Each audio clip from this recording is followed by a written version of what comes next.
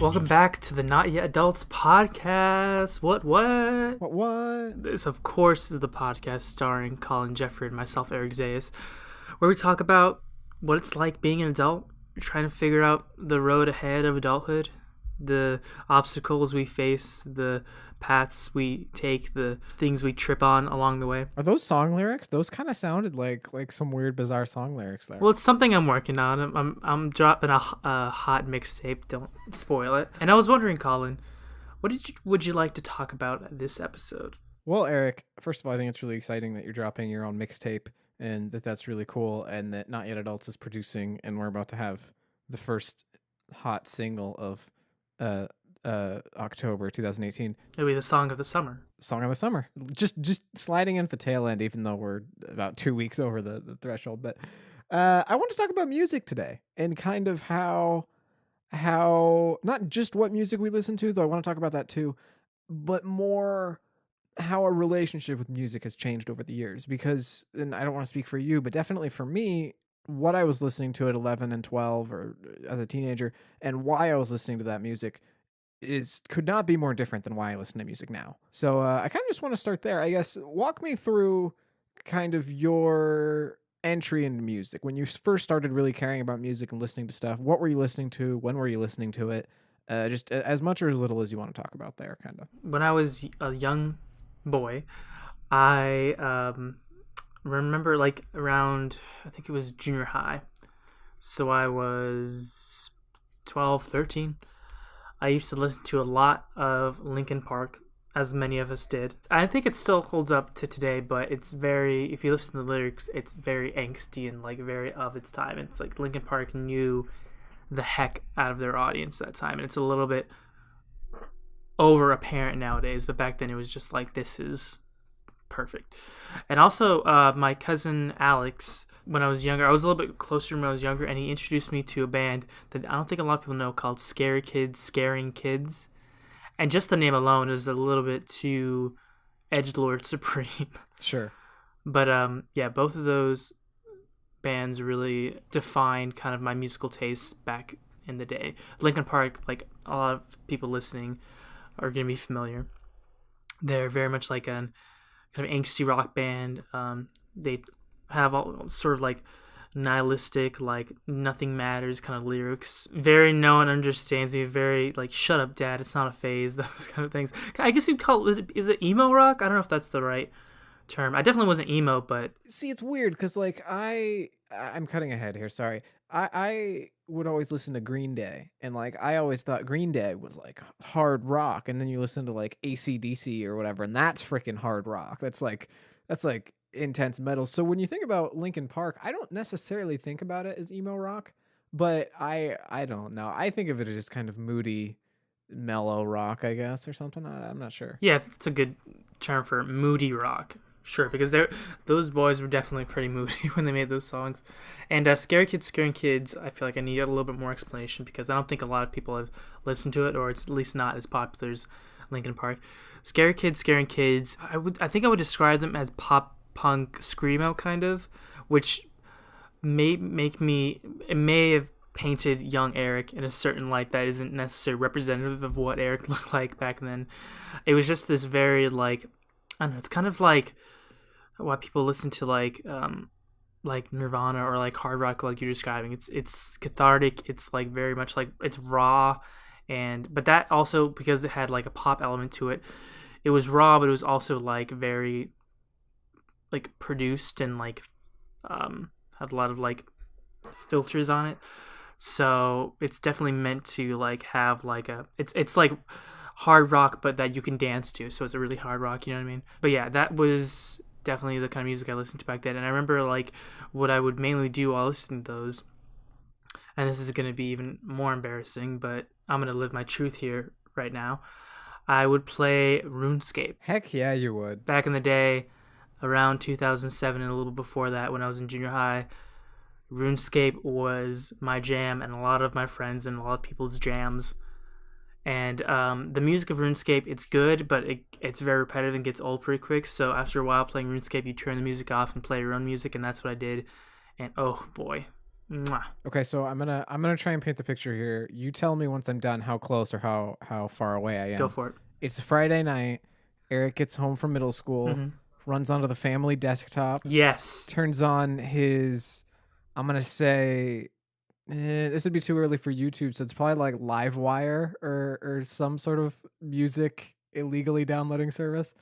And you just play RuneScape and hang out with the bros on Yahoo Messenger. That was actually really accurate, except I don't think I ever used LimeWire. I think it was early YouTube or something to that effect. Man, you were using YouTube in 2007? I think so. If I might be getting the years off. Well, but like I wasn't really into the people that we now called YouTubers. I was just like I would only go on there because that's where music was, and also I think this was when MySpace was still a thing, and with MySpace is very music oriented because on your page you could have like audio tracks, and so you go to someone's page and they basically have this like little mixtape they've composed of like music they're listening to currently. Then all the cool kids would put the lyrics in their bio of like the song that's the most edgy and all that. Yes, yes, absolutely.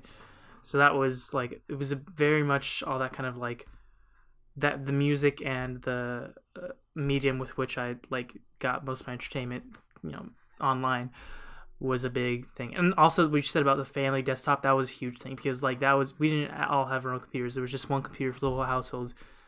And we all went to it. Now, like, we're living in an age where everyone has a computer in their pocket. I mean, I don't know how many families out there even really still have desktops. I feel like unless you're like a hardcore gamer or a creative in some way, I feel like the need for a desktop is kind of disappearing largely. Because everyone has a computer on their freaking, in their pocket now. Yeah, or like you have a laptop because it's like a little bit more easier to control, more, possibly a little bit more powerful than your phone, but more than enough than you'll ever need. Like, whereas a desktop for most people, it kind of seems like overdoing it. So I'm curious. You mentioned particularly Linkin Park, and one thing you said was sort of that it was very much a product of its time, and it was kind of that edgelord movement, for lack of a better word. But you also said that you think it holds up. Do you think it holds up because it's still good music, or do you think it holds up because you're nostalgic for when you used to listen to it? I would say I truly believe it's still good music. Because like even like no matter how nostalgic I am, if it's a bad song, it's gonna be like when I'm older and I've noticed it's a bad song. It may give me like mixed feelings, but I'll still recognize it's a bad song. But Linkin Park, I think, still holds up, but it's amplified by the fact that it's nostalgic. But if I hadn't listened to Linkin Park when I was a kid, and I listened to it as an adult, I would probably think, oh, this is good, but like it's a little bit too angsty. But enough about me. Colin, what about you? What were your music interests like back in the day? Sure. So for me, it was about the same time as you, sort of that early middle school is when I started like actually listening to stuff. And I very much had this chip on my shoulder of like, oh, I don't like music. I'm not one of those kids. I'm not like a musical kid.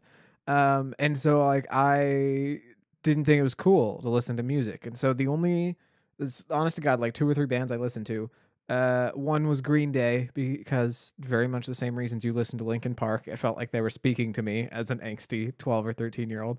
And that was my first album I ever owned, was Green Day's American Idiot. So the other one was Weird Al Yankovic because Weird Al's wonderful. And it was less like listening to music and more like watching a YouTube video or watching a funny show on TV. That's kind of how I listened to Weird Al, was when I wanted to laugh. And so I'd listen to Weird Al and all his Star Wars songs and superhero songs and all this stuff that was just like so dorky and so aimed at kids and just it was like, looking back on it makes me cringe so much, but at the time it was so much fun because it was like, I'm a dorky nerd in middle school that doesn't like traditional music, and this is aimed directly for me. And sort of as a byproduct of that, there was another, I think they were just on YouTube. There's a band called Your Favorite Martian, and they've since retired. But they had just a bunch of songs that were just like a little bit more conventional, maybe like something a little bit closer to what you might hear on the radio, but they were still very dorky. Like, there's I don't know, it's been years, but there's a song about, like a nightclub that's just filled with villains. Like the only people who can go in there is villains. And so it's talking about like Megatron's there and Poison Ivy's there and Voldemort's there and all this stuff. And it's just going on and on about that for 3 minutes and stuff like that. Just very, very dorky kind of tapping into nerd culture and whatnot. So that was really cool. Then they retired. I don't know whatever happened to them. I know they shut down, but no, it was very much songs that were relevant to my interests. I like Spider-Man, so this Weird Al "Ode to a Superhero" song is pretty cool because it's tying into what I like right now. Or I like Star Wars, and so on and so on. As far as when I would listen to stuff, it was very rarely on my own. Typically, if I was on my own, I was playing video games or reading or something. I wasn't really listening to music. It would be when I hung out with friends. My buddy RJ, who I've known for like 13 years, is probably my oldest friend. We used to always play Halo, and he'd bring his it wasn't an iPod, it was some sort of, or it might have been an iPod Touch, early generation maybe. But he would bring it over and hook it up to his speakers, and we would play Blue Dabba Dee Dabba Die. Is that the title? We would listen to that like on loop while playing Halo. And just pretty much just that song and then some Weird Al in there. And yeah, it was just good memories of not necessarily liking the music, but just liking the tone it kind of left you with, and just kind of the vibe of listening to music with friends and hanging out and doing something. I would never just listen to music. Like, music has pretty much never been an activity on its own to me. But especially when it was stuff that made me laugh or reminded me of stuff that I liked, it just, I don't know, kind of had a vibe to it that I liked. So Yeah, I think a big part of why we like certain music that we listened to as a kid is not necessarily for the music itself and the quality that it represents, but the activities we did around it. It's like kind of like a Pavlovian kind of effect. We associate happy feelings to this music because we were happy when we were listening to it because of other stuff we were doing or the people we were with. I get that all the time with movie and TV shows, and like I'd say probably 75% of the songs I have like in my Spotify playlist or whatever is songs I heard from a movie or TV show or a video somewhere. And that's because, at least for me, you see the song used in a way that really taps into a certain emotion or a certain feeling, and forevermore you associate that song with that feeling. And so whenever the song plays on the playlist, it's not just a song you're listening to, it makes you think of when you first saw it. And sort of what was being felt and what was going on when that song was first used for you. And so to me, like, that has a very, very powerful effect, as opposed to just, oh, your friend gave you an album and you listen to the whole thing. No, that doesn't have value, but it's very much just those songs are just songs, as opposed to when they're used in something, you kind of have this story behind what it means to you and the feelings it brings up when you listen to it. So Eric, that's kind of how we used to listen to music. That's sort of all in the past. What about how you listen to music now? What's changed? And you can walk us through just present day or sort of the transition, but what has changed about how you used to listen to music and how you listen to it now? The bands I listen to, I don't have like one or two bands that I listen to like all the time. I have like a kind of a variety of like artists I like keep up with. Alt J is probably the first band that I was like, okay, this is music I like that I gotta like keep up with. And I've listened to their first album, An Awesome Wave, their second album, This Is All For You, I believe it's called. And it's very much, the first time I listened to their music, I was like, I don't like this. And then I, kind of got used to it. It's kind of an acquired taste for music, I'd say, because it's like, kind of like psychedelic rock. So it's very experimental, very like trippy, and like at first you might hear a song and think like this is the worst song ever. You listen to it more and it's like it kind of like, I don't know, it just like grows on you. It's very strange. I like their first two albums. I do not like Relaxer, just because the first two albums were like something like 12 tracks strong, and I had a bonus track, whereas Relaxer is only 8 tracks and no bonus track. So it feels kind of rushed, and like they just wanted to push something out. Like it doesn't feel like a complete album to me. And a couple of the songs on the album are like legitimately not good. Like I'll listen to it a bunch of times and it won't grow on me. I'm just like, this is just a bad song. So that brings up something interesting to me, and I'm sorry to cut you off, but that is, you listen to music by album. Yeah. Yeah, and that's not something that I feel like most people do anymore, or at least not most people that I know. You either have a certain song you want to listen to and you search that song, or you have a bunch of songs that you like that you add into a playlist and then you listen to that, but you actually go and will listen to a full album from someone you like. Yeah, the way I listen to music, a lot of people like, I never really got into iTunes and only recently have gotten into Spotify. So when I wanted to listen to music, I mean, I could only go on YouTube. like so much. I wanted to support the artist, and also I wanted to like own the music. So I would go on Amazon and order like CDs, and I still do that. Not as much so much because I've gotten more into Spotify, but like when I wanted to listen to music that I like, I would get like the album, and then I would listen to the whole thing. And a lot of the musicians I listen to, I feel like a lot of pop artists focus more on singles, and if they have an album, it feels just like a collection of songs that they made on like individually that they put together into an album. Whereas like artists I like to listen to tend to make music like songs for the album, and either they're telling a whole story throughout the album or they're like focusing on a particular theme, but a lot of the music kind of goes together and has like a flow to it. Gorillaz is a huge one. Their albums like really flow together. Like yeah, the first album, then Demon Days, Plastic Beach, The Fall, which I don't like as much, but it's still pretty good. And then they're one of the most recent albums that they got back together to make, Humans, is really good. Gorillaz, I'd never say I was a fan of Gorillaz. I don't dislike them. I just you don't avidly follow them. But I will say, like, the presentation behind their music, I think, is so fascinating. Like, they have this very unique sound to them, and then the album art totally fits that, and then far and away the music videos, the way their animation style, you just sort of, I don't even really know how to describe it, but the Gorillaz is such a unique band, and it's no surprise that they've gotten as popular as they have, but they're really cool. Yeah, they're one of the, I think they might even be the only like virtual band is a term that's like, I think was made for the Gorillaz and is primarily used by the Gorillaz. No other band, wants to like people who like are in a band and like go the distance with their music.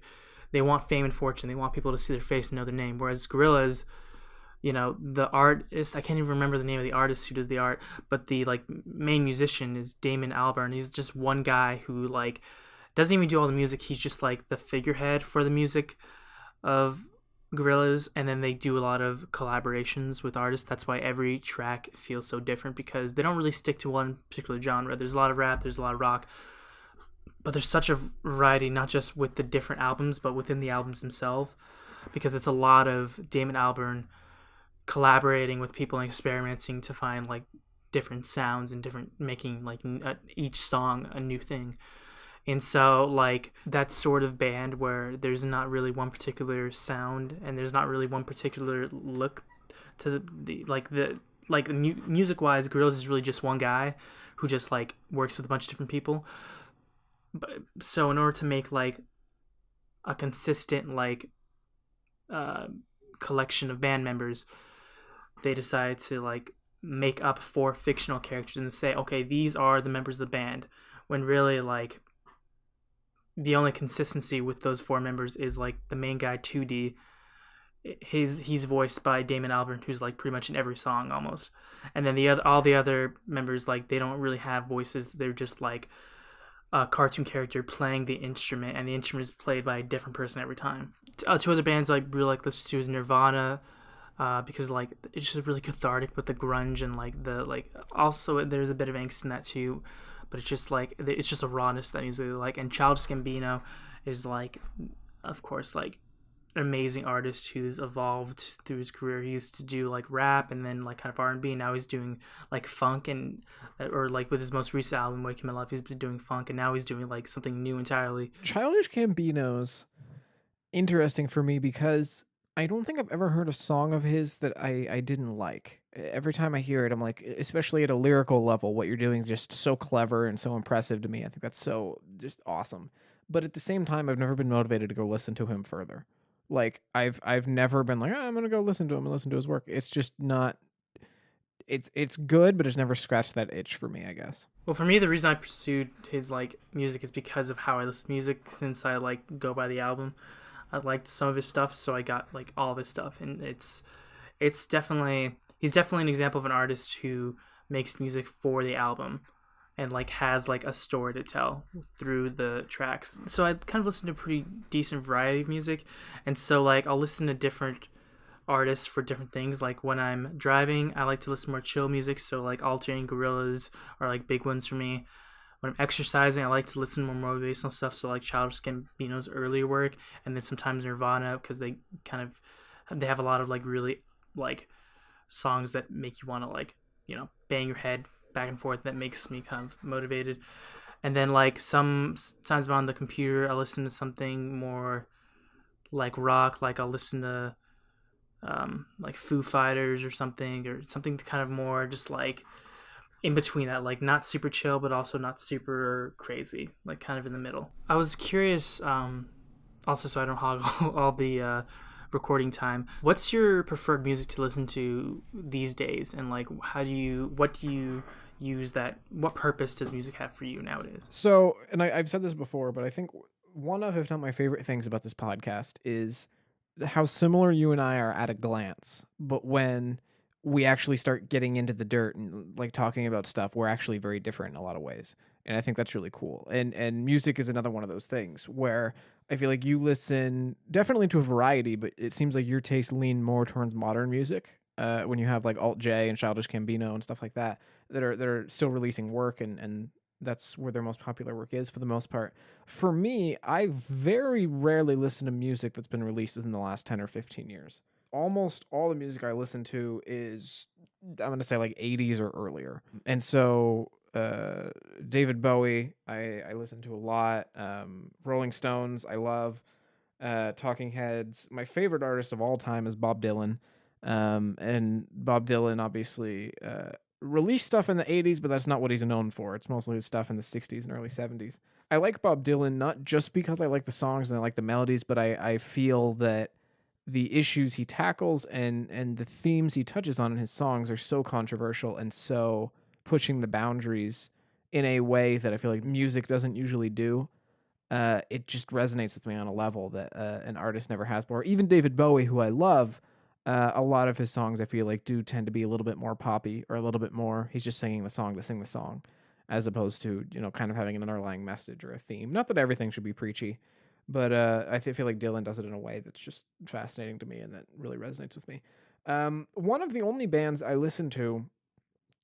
bands I listen to is the Lumineers, which is kind of, I don't know, what would you call them? Like indie folk acoustic kind of like. Yeah, kind of. Do you have a favorite Lumineers song, or like one that you keep going back to? I love Flapper Girl from their first album. There's another one. Classy Girls was the name of the song I was trying to think of.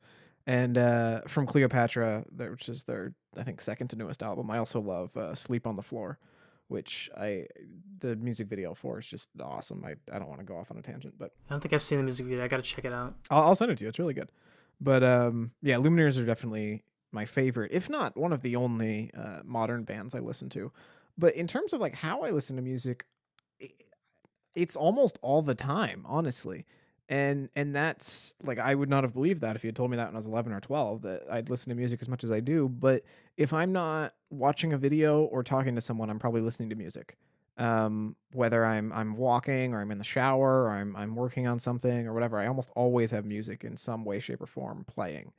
And that's, I feel like, kind of like what you were talking about, of having that type of music to match what you're doing at that time. That's so important to me. I need a playlist, probably one that I've made, that matches the mood of what I'm doing right now, to the point that like I'll take 10 minutes reshuffling a playlist when I get into the shower, because I'm like, if it's not 3 or 4 songs that work for my mood right now when I get into the shower, my whole shower is ruined. I need to have like the right 4 songs about to play, or right 3 songs about to play, or whatever. And I'll do the same thing, like if I'm going on a walk or I'm whatever it is. I feel like I have to have the right music at the right time, or my brain just starts getting into this weird place.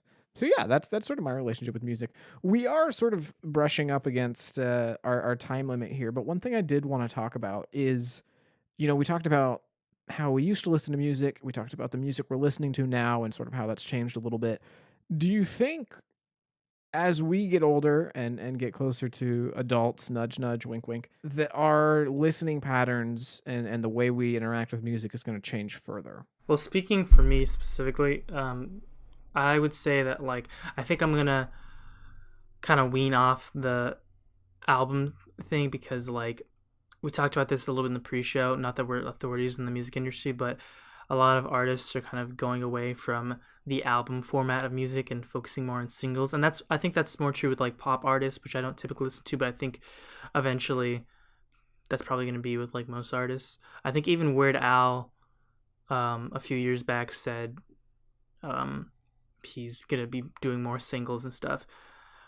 So like, I think that sort of trend will probably be more apparent within the entirety of the music industry. Well, and just from the amount of work that it demands, I mean, think about how much work it takes to make a full album. A like 12 or 13 or even more track album. That's crazy, especially, trying to have a cohesive theme or story or message you're trying to communicate with the whole thing. I mean, that's not easy to do. And for a lot of albums, there's only so much you can say with like when you have something to say, and so it feels like there's a lot of filler or a lot of like songs that kind of sound similar in like tone, and you're like, it would have been better if there was just one really good song of this tone rather than two only okay songs. Well, and like going back to Lumineers, who I love and is probably my favorite modern band, especially on their first album, I feel like there's 4, 5, 6 songs I couldn't begin to tell you by name because they all sound the same to me. And it's not that it's a bad sound; it's actually a sound I like quite a bit, but it's not diverse. And I feel like that's important when you're making art, is to constantly be changing and reimagining and revitalizing your work, as opposed to just doing what people already love, because that's a really kind of shallow way to to make work. Yeah, so I think like the music is just gonna, if it's gonna change in any way drastically, it's probably gonna focus more on like individual songs rather than full albums. And my listening style is kind of changed in the sense that I'm doing more with like Spotify and like casual streaming services, whereas like buying albums, it's just like that's something I don't really do as much anymore, or I'm doing less rather. And to that point, I think that, I mean, you mentioned buying albums less. I think that's because physical media is kind of going away. That's another part of it. Yeah, and I mean, obviously, you can buy a full album on iTunes or whatever if you want to, but as you mentioned, like when you're buying an album, more often than not, it's probably just because you like maybe 3 songs on that album or 4. In reality, there's probably 7 or 8 of those songs in there you don't even really care about that much, and we could do a whole nother episode on how iTunes has changed music, but the philosophy that you could go buy a single track completely disrupted the music industry, because previously you would buy an album for the 2 or 3 songs that were hot, and now you can just go buy that track for 99 cents or $1.29. Which has completely changed everything. But yeah, I do think that, as you mentioned, we're going to see people move away from the album format more and more. For me personally, I feel like I just like to have a better knowledge of music. I wouldn't say music is a passion of mine, but I have a lot of respect for people who can, like, off the top of their head, go through like the whole discography of a band and talk about the history of it, and like the thought process and what was happening at the time and how it differs from similar people in the genre and industry. That's so fascinating to me. The way that people can talk about music that way. And I suppose you and I can talk about that with, other stuff like video games or movies or whatever. But it's just really interesting to me to see people who are that knowledgeable about music. And I don't know if I'll ever get to that point or even if I really want to, but I definitely have a lot of respect for that. So Cool. Alrighty. Well, folks, this has been episode 19 of the Not Yet Adults podcast. Remember, the podcast comes to you every Monday and Friday at 9 a.m. Pacific time on YouTube, SoundCloud, Google Podcasts, Apple Podcasts, Stitcher, and all sorts of podcast services. We're also on social media on Twitter, Facebook, and Instagram at Not Yet Adults, as well as on our own subreddit, r/Not Yet Adults. If you could do us a favor, if you made it this far and you enjoy the podcast even a little bit, it would mean the world for us if you're on iOS to head on over to the iTunes or Apple Podcasts app and leave us a review in the store there. It helps the podcast not just look better, but also get seen and listened to by more people, which we would really appreciate. We will be back this Friday at 9 a.m. Pacific time talking about something new, and we are very much looking forward to it. So thanks for listening, and until next time, this has been Not Yet Adults. Bye-bye.